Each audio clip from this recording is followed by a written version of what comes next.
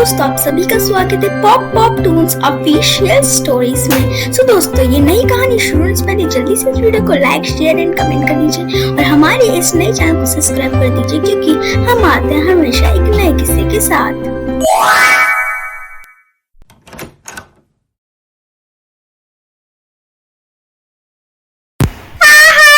महारानी कहेगी, भिखारी बाप तो कुछ दे के नहीं आया, मुंह उठा के आ गई है और तुम हमारी इज्जत रखनी है घर की, तो आ जाना ढंग की साड़ी पहनने हॉल पे।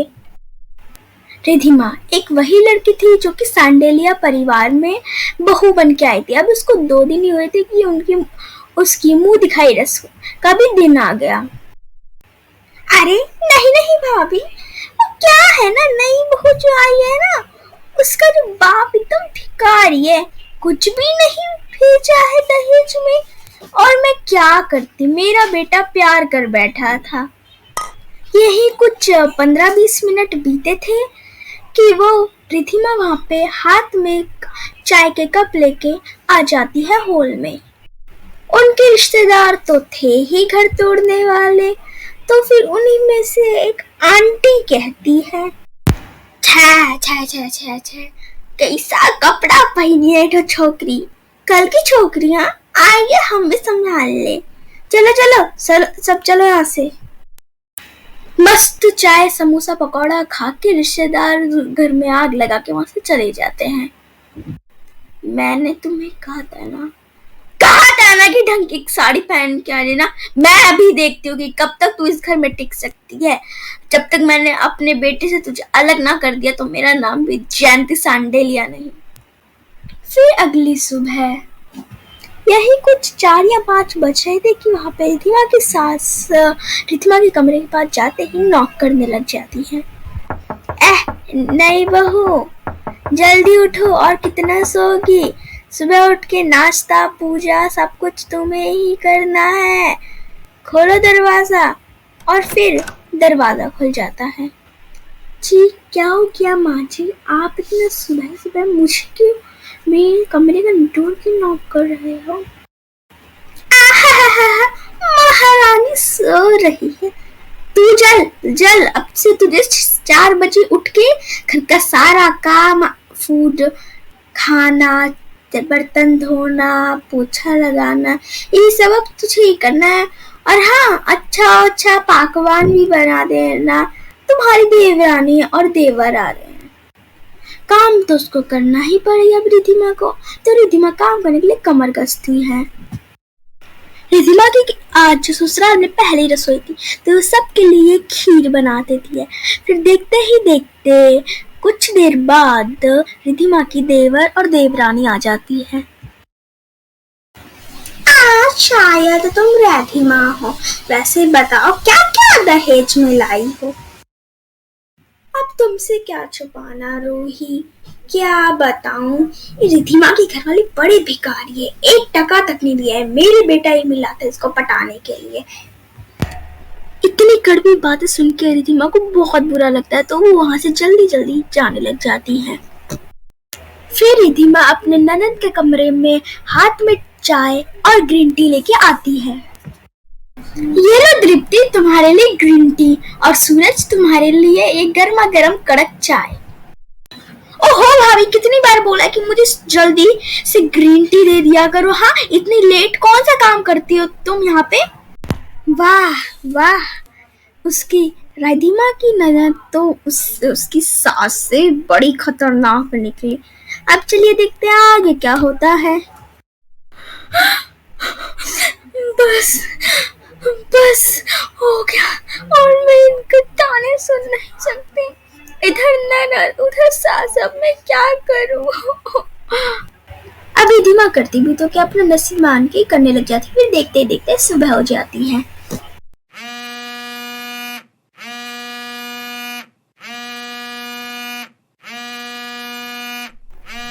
यार, ये कॉल किसका आया जा रहा है? एक तो यहाँ पे काम खत्म नहीं हो रहा है, ऊपर से कॉल आया जा रहा है। आ रही हूँ, थोड़ा तो इंतजार कर लो। फोन की आवाज सुनते सुनते रिधिमा अपने ननद के कमरे में आ जाती है। अरे ये तो मेरा फोन है, लगता है मैं कपड़े सुखाने आई थी तो यहाँ पे मेरा फोन छूट गया है। लेकिन ये किसका कॉल आ रहा है? और जैसे ही उसने फोन उठा के जो उसने बात सुनी, उसकी तो होश ही उड़ गए वो बात सुन के। दीप्ति ऐसे कैसे कर सकती है? इस वक्त मुझे क्या करना चाहिए? मुझे बिल्कुल भी समझना नहीं चाहिए। पहले जो दिया गया एड्रेस पे मुझे जाना होगा पहले। जल्दी जल्दी भागते भागते रिधिमा जाने लग जाती है। ओ महारानी, कहाँ निकल गई हो काली बनके? रिधिमा चली गई और अपनी सास के सवालों का उसने जवाब भी नहीं दिया। अच्छा, मेरे साथ चालाकी करके अपने बॉयफ्रेंड के साथ घूमने जा रही है?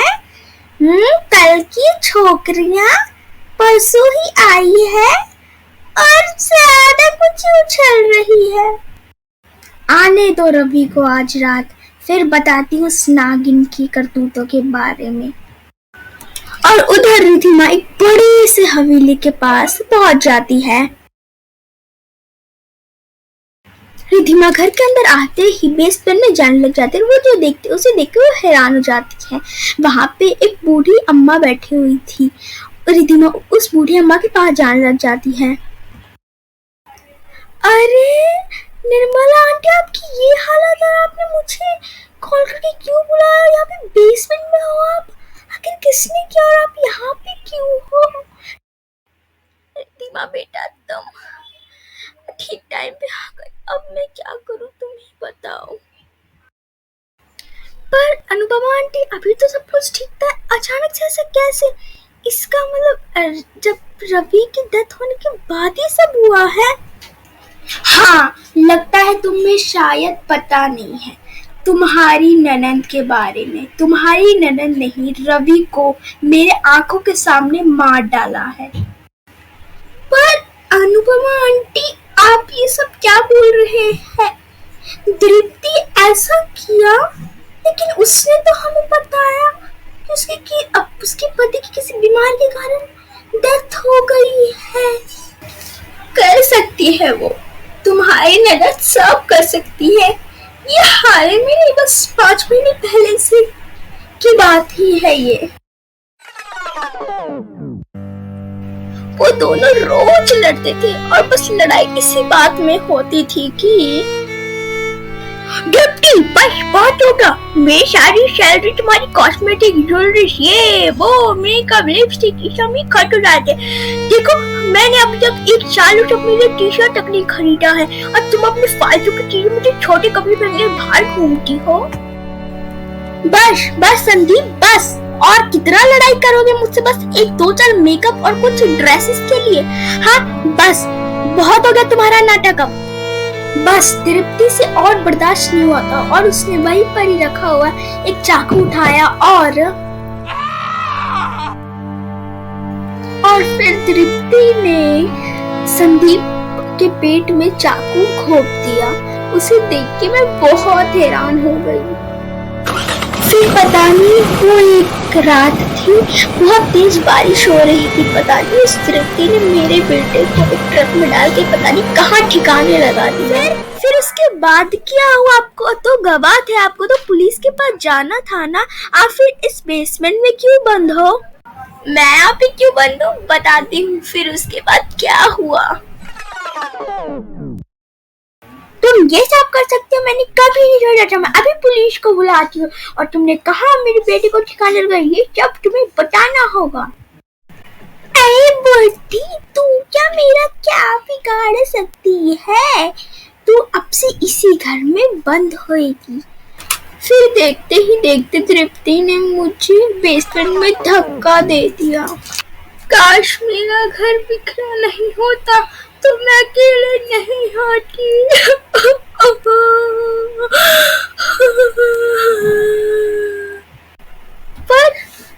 पर निर्मला आंटी, ऐसा कैसे हो सकता है? आप 5 महीने बाद मुझे बुला रहे, आप उससे पहले तो बुला सकते थे ना।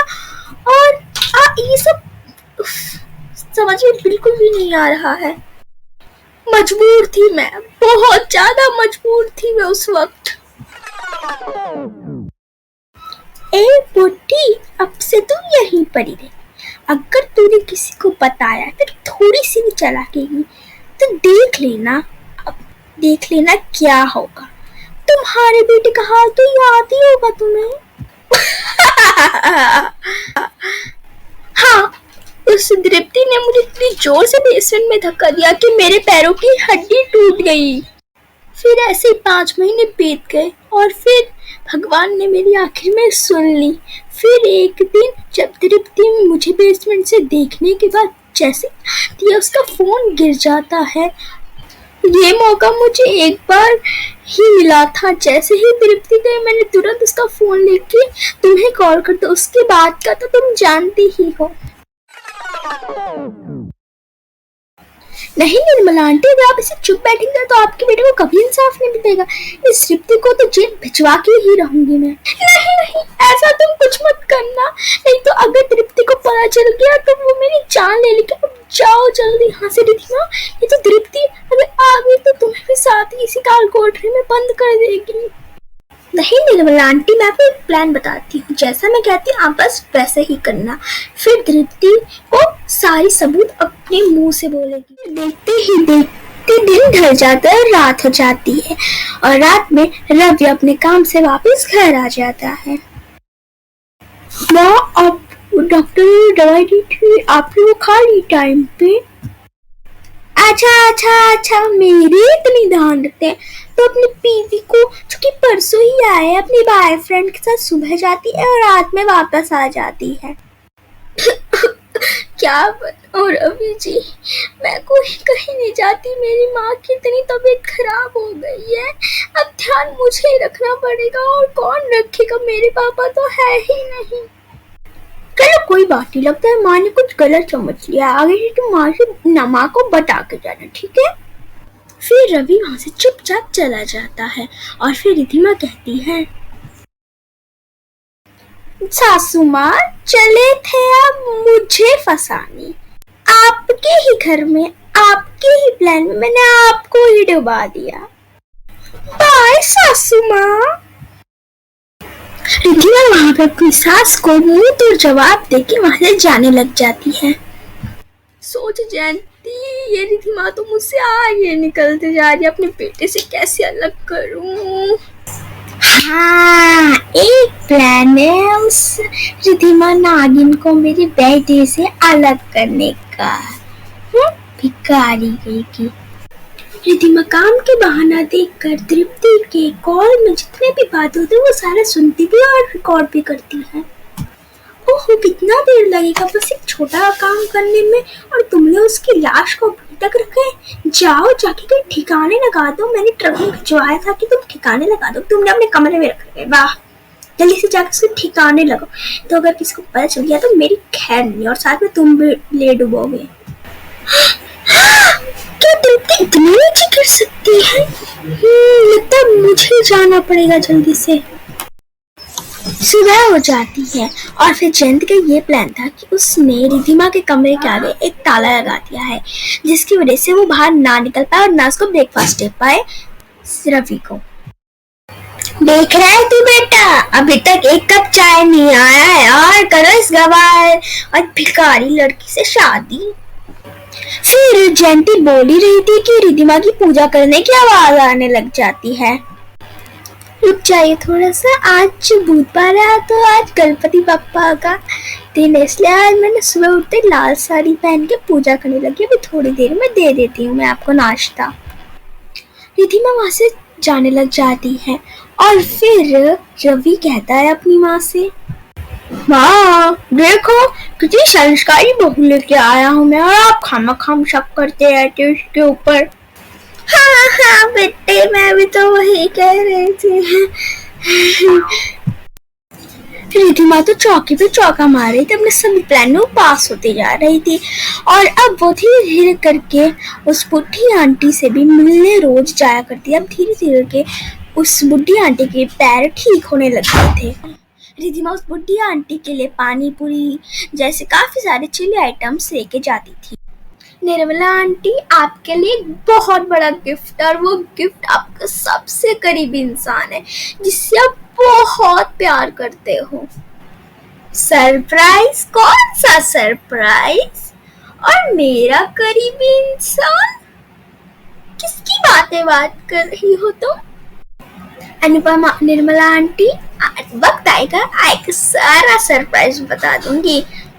अब मैं चलती हूँ, नहीं तो वो डायना ड्रिप्ती आ जाएगी। चलती हूँ। महीने बीतने लग जाते हैं और रिधिमा के एफर्ट्स, मेडिसिन, इतनी ज्यादा केयर की वजह से जल्द ही निर्मला आंटी ठीक हो जाती है।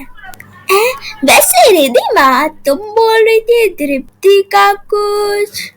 हाँ निर्मला आंटी, इसके बारे में आपको कुछ सोचने की जरूरत थी। सारा इंतजाम हो गया है, बस आपकी लेग्स, जब तक आपकी टांगे ठीक नहीं हो जाती तब तक मैंने रोक रखा। अब आएगा खेल में असली मजा। रिधिमा और निर्मला आंटी कुछ हटके प्लान बना रहे थे। दिन ढल गया, रात हो गई और फिर रिधिमा सूरज को अपने कमरे में बुलाती है और फिर सूरज कहता है, क्या हो गया भाभी, आपने मुझे कमरे में क्यों बुलाया है? आई नो, मतलब सूरज को पता है तुम और तृप्ति एक दूसरे बहुत प्यार करते हो और शादी भी करना चाहती। मैं तुम दोनों का भी घर तोड़ने नहीं चाहती हूँ, लेकिन तुम तृप्ति के पास्ट के बारे में नहीं जानते हो। पास्ट? कैसा पास्ट? तृप्ति ने तो अपने पास्ट के बारे में कुछ भी नहीं बताया है। हाँ, शायद तुम जानते नहीं कि तृप्ति एक बहुत बड़ी खूनी है। ये बहुत ही लंबी कहानी है, मैंने तुम्हें कुछ वॉइस रिकॉर्डिंग भेजी है, तुम वो सुन लेना। ये क्या बोल रही है भाभी आप? तो अब मुझे क्या करना होगा? तुम्हें कुछ नहीं करना है, बस जो रिकॉर्डिंग, वॉइस रिकॉर्डिंग भेजी है मैंने, बस वो सुन लेना, तुम्हें सब समझ आ जाएगा। और हाँ, हो सके तो उस नागिन से ज्यादा दूरी बनाए रखना, और बाकी तो तुम सब जानते ही।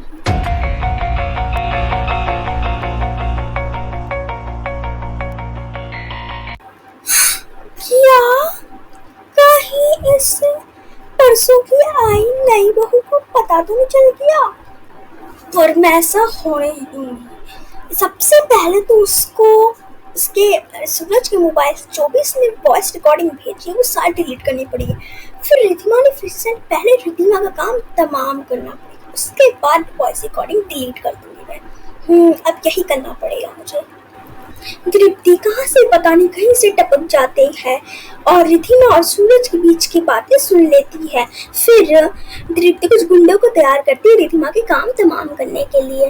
फिर देखते ही देखते सुबह हो जाती है। उन्हीं के बड़े से घर के थोड़ी सी दूर जाती प्यारा सा मंदिर था जहाँ पे लोग रोज पूजा करने जाया करते थे। रिधिमा भी रोज जाया करती थी, लेकिन पता नहीं आज उसको बहुत अनकंफर्टेबल फील होता है। और उधर तृप्ति दरवाजे पे इंतजार करती है और रिधिमा नान में वो बहुत खुश होती है क्योंकि उसे लगता है कि रिधिमा किडनैप हो गई है। लेकिन जैसे वो तैयार होके जब हॉल पे जाती है किचन पे, यानी ब्रेकफास्ट करने के लिए, तो वो देखती है रिधिमा तो सही सलामत सर्व कर रही है खाना, राइस। अरे तृप्ति, तुम आओ बैठो, मैंने आज पूरी पुलाव बना है, आजा खा लो। फिर सब नाश्ता करने पर चले जाते हैं और फिर रिधिमा तृप्ति से कहती है, चले थे आप, मेरा काम तमाम कर, काम तमाम होने से पहले मैंने आपके प्लान में काम तमाम कर दिया। आइंदा से ऐसा किया ये रिधिमा इतना कुछ कैसे कर रही है? इसको कैसे पता मेरे पास्ट के बारे में? कुछ तो बात है। क्या हुआ? मैं इसका काम तमाम नहीं कर पाई तो क्या उसकी वॉइस रिकॉर्डिंग सारी डिलीट कर दूंगी मैं। फिर से जल्द ही रात हो जाती है और फिर रिधिमा सूरज के फोन में कुछ काम कर रही होती है और उधर तृप्ति किचन में अब ये ज्यादा कुछ उड़ रही है। अब रिधिमा को ये चाय दूंगी, इसके अंदर मैंने बेहोश होने की दवाई, और जब वो बेहोश हो जाएगी तो तभी लाके मैं सूरज के फोन में जाके सारी रिकॉर्डिंग्स डिलीट कर दूंगी। तृप्ति फिर वही बेहोश होने की दवाई वाला चाय रिधिमा को देने के लिए बालकनी में आ जाती है।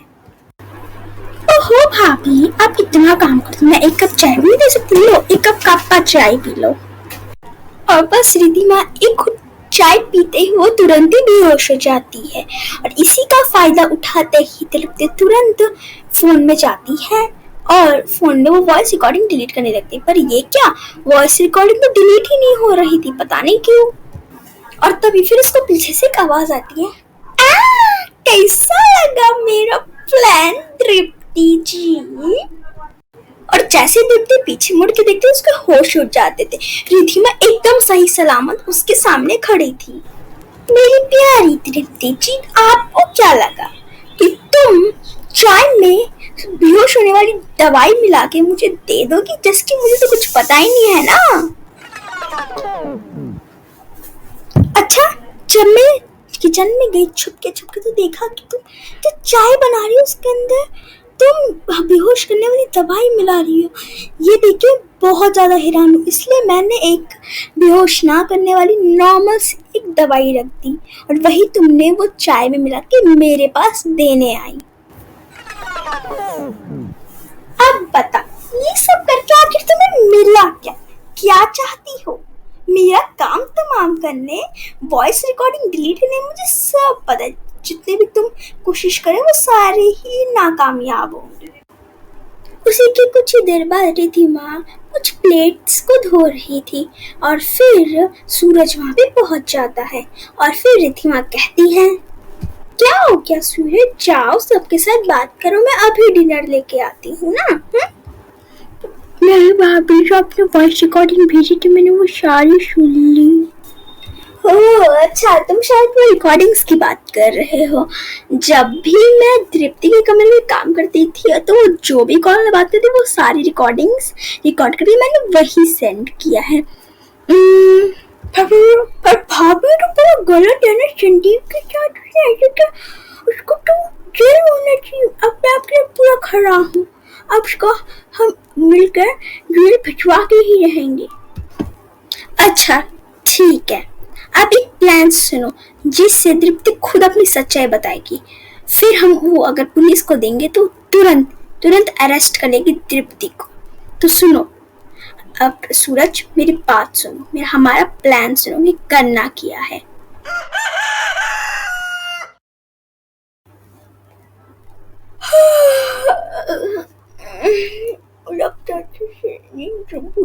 पता नहीं जल्दी सुबह भी हो गई, पता भी नहीं चला। उठो उठो तृप्ति डार्लिंग, हमें आज भी घूमने जाना है, जल्दी से उठो। क्या हो गया, क्यों इतने सुबह सुबह उठा रहे हो? अरे आज एक सरप्राइज है, मैं तुम्हें बहुत सुंदर जगह लेके आया जहाँ पे तुम पागल हो जाओगे, क्योंकि इतने सारे ड्रेसेस मेकअप होंगे। चलो जल्दी से। सूरज तृप्ति को कार में बैठा के उसके आंखों में एकदम पट्टी बांध दिया था, उसको कुछ भी दिखाई नहीं दे रहा था। फिर अचानक से किसी ने उसकी पट्टी खोली तो देखते वो उसी घर में होती है जिस घर में उसने संदीप को मार दिया था। ये तो वही जगह है जहाँ पे मैंने संदीप को मार दिया था। ये सब क्या हो रहा है? सूरज सूरज कहाँ हो तुम? सूरज, वो कमरा हर जगह से बंद था, खिड़की दरवाजा सब बंद था। अचानक से गैस ही फैल रही थी उस कमरे में और उतने सफोकेशन में तृप्ति नहीं रह सकती, वो बार बार खांसे जा रही थी। फिर वो मेन डोर के पास जाने लग जाती है। तृप्ति मेन डोर के पहुंचा के पास रोए जा रही थी और उसने संदीप को मारा। वो एक एक करके उसे याद आ कि वो अपने मुंह से बोल रही थी, लेकिन उसे क्या पता उसकी सारी बातें रिकॉर्ड हो रही थी।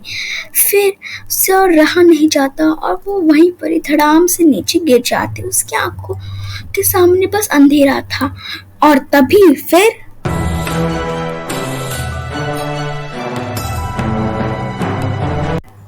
और जब उसकी आंख खुलती है तो वो हैरान हो जाती है। वहां पे सूरज, रिधिमा और उसके साथ ही उसकी माँ और रवि और उसकी सास निर्मला और 2 पुलिस ऑफिसर खड़े थे उसके सामने। हाँ, कभी नहीं सोची थी दीप्ति कि मेरी अपनी बेटी ऐसा कर सकती है। अरे अच्छा हुआ कि रवि और रिधिमा ने मुझे सही टाइम पे बता दिया। वो उस दिन ये सब क्या है? ये मेरा बदला बेटा, बदला बदला सब कुछ तो बात है। हमारे घर में सब कुछ थोड़ा बदला बदला सा लगा है, पता नहीं क्यों। तब उसके पीछे से एक आवाज आ जाती है, हाँ माँ, हम आपको इसी सवाल का जवाब देना है। वाह, आपको शायद पता नहीं है डिप्टी दीदी के बारे में। क्या क्या बताना है बेटी के बारे में? अरे अच्छा हुआ कि रिद्धिमा ने मुझे पहले ही सब कुछ बता दिया, फिर तो मैं इन सारी चीजों से अनजान होती। यस, तृप्ति जी ऐसा कैसे सोच भी कैसे सकती है कि तुम छुप छुपा के संदीप को मार डालोगी और हमें कुछ पता नहीं चलेगा? हाँ, मैंने कभी नहीं सोचा दीप्ति कि जिससे मैं प्यार करता हूँ वो ऐसे निकलेगी। तुम जैसी लड़कियों को इस दुनिया में जिनका कोई हक नहीं होता है, प्लीज अफसर प्लीज इसको ले जाओ और जेल में छोड़ दो। दीप्ति सबके सामने भीख मांग रही थी उसको कि उसको माफ कर दे, लेकिन अब उसको कोई माफ करने वाला नहीं था। किसकी माफी मांग दे दीप्ति? तुमने मेरा पैर तोड़ दिया, फिर जब रिद्धिमा आई तो उसी वजह से आज मैं चल फिर सकती हूँ। मेरे बेटे को मार दे, इन सब के लिए क्या तुम्हें कोई माफ कर सकता है? नहीं दीप्ति, नहीं। रिद्धिमा पुलिस को सारी रिकॉर्डिंग दे देती है, वो रिकॉर्डिंग हर एक सबूत के साथ। वो दोनों पुलिस ऑफिसर दीप्ति को जेल के अंदर ले जाने लग जाते हैं। थैंक यू भाभी, अगर आप नहीं होते तो दीप्ति मेरे साथ होती, फिर दीप्ति कभी नहीं बताती अपनी सच्चाई। खैर छोड़ो, अब दीप्ति का हो चली गई, अब वो हमें परेशानी की जरूरत नहीं है। वैसे मैंने कुछ दिनों पहले कहा था निर्मला आंटी कि मैंने आपके लिए सरप्राइज रखा है। कौन सा सरप्राइज कर रही है तू? रुको अभी बुलाते हो। संदीप, संदीप अब आ जाओ। तभी वहाँ पे संदीप एकदम हट्टा गट्टा आ जाता है। निर्मला अपने वापस बेटे को देख के बहुत ज्यादा हैरान हो जाती है। अरे बेटा, तुम्हें तो मार दिया था ना दीप्ति ने, फिर कहीं ठिकाने भी लगा दिया, तो तुम यहाँ पे फिर? आंटी और कोई नहीं, आपका ही बेटा है वो। उस दिन फिर जब वो किसी से बात करके बता रही थी कि अभी तक उसने संदीप को ठिकाने नहीं लगाता, मतलब कहीं उसने जमा के रखा है, जब वो बोल रही थी तो मैंने सारी बातें सुन ली थी। और फिर जब मैं वहाँ पे पहुंची तो मैंने देखा एक बड़ी सी बोरी से काफी ज्यादा खून लगा, और मुझे समझते देर न लगी कि उसी के अंदर ही संदीप की बॉडी रखी है। उसी के बगल में एक सूटकेस भी है, जिसे मैंने खोला तो ढेर सारे वहाँ पे 5 लाख रुपए रखे हुए थे। फिर मैंने जैसे तैसे करके संदीप को जल्दी हॉस्पिटल में भर्ती कर दिया गया। फिर एक डॉक्टर ने मुझसे कहा, देखो रिद्धिमा, लग रहा है ये बॉडी काफी टाइम से, मतलब टोटल 5 दिन है, इसीलिए इसके अंदर काफी सारी प्रॉब्लम है। ये लगता है काफी टाइम से था, इसलिए बहुत ज्यादा प्रॉब्लम है, इसलिए इसका बचने की चांसेस 30%, बट हम ट्राई कर रहे हैं। और इसके लिए काफी ज्यादा प्रॉब्लम है, तो इसके लिए आपको पूरे 5 लाख रुपए देने होंगे। फिर जो मुझे सूटकेस के अंदर 5 लाख रुपए मिले थे वो मैंने तुरंत हॉस्पिटल के रिसेप्शन में हैंड ओवर कर दिया। धीरे धीरे काफी ज्यादा चेकअप ट्रीटमेंट के बाद संदीप ठीक होने लगा, लेकिन बहुत ज्यादा वक्त लगा, लेकिन वो ठीक हो गया संदीप। फिर जब संदीप ठीक हो गया तो मैं उसको एक होटल में ले आई। फिर मैंने शुरू से सारी बात बताई, तृप्ति भी कहाँ है, किसके साथ है, वो सारी बात संदीप सुन के बहुत हैरान हो गया। मेरी माँ तुमने मुझे क्यों बचाया, मर जाने देते ना, अब मैं क्या करूँ, तुम ही बताओ। नहीं संदीप, अगर तुम ऐसे चुप बैठोगे तो तृप्ति को कभी अपनी गलती का एहसास नहीं होगा। तो सुनो, तुम्हारी माँ रिद्धिमा, तुम कितने अच्छे हो, तुमने मेरे बेटे की जान बचाई, मेरे पैर को ठीक किया। भगवान सबकी मदद करता है। मत रोइए आंटी, अब तृप्ति को उसकी सजा मिल गई है, अब हमें सोच के अपना दिमाग खराब थोड़ी ना करना है। सही कहा है निर्मला ने कि चाहे कितनी भी कठिनाई आए, भगवान हमेशा किसी को तो भेजते हमारी समस्या का हल निकालते। सो मेरे दोस्तों, कभी भी जिंदगी में जितने भी लड़ाइयाँ हो, आपको लड़ना चाहिए। और वैसे भी भगवान तो हल निकालने के लिए किसी न किसी को तो भेजते ही हैं। उसके बाद से रिधिमा के दिन बहुत अच्छे जाने लगे। रिधिमा की सास अब उस पर कोई अत्याचार या फिर कभी उसको कभी कुछ भी नहीं बोलती थी। अब लगता है सांडेलिया परिवार अब उससे भी बहुत ज्यादा मजबूत हो गया था।